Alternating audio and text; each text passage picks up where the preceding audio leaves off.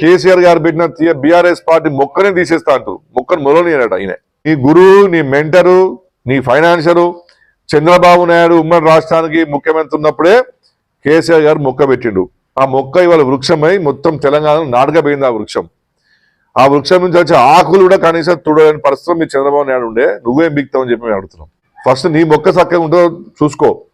నీ మొక్క పెట్టింది కాంగ్రెస్ పార్టీ, మీ యొక్క నాయకురాలు సోనియా గాంధీ పెట్టింది. నీ మొక్క సోనియా గాంధీ గట్టిగా అక్కడ తుమ్మితే ఉద్యోగం పోతుంది. నువ్వేమో కాంగ్రెస్ పార్టీలో ఈ రాష్ట్రంలో నువ్వు సుప్రీం కాదు. నువ్వు అధిష్టానం పెట్టిన భిక్ష.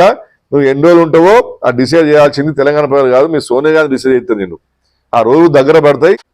కేసీఆర్ గారిది 40 సంవత్సరాల రాజకీయ చరిత్ర. 16 ఎన్నికలలో మరి గెలిచి రాష్ట్ర ముఖ్యమంత్రిగా, కేంద్ర మంత్రిగా, రాష్ట్ర మంత్రిగా అనేక సార్లు పనిచేసిన అనుభవం ఉన్న వ్యక్తి.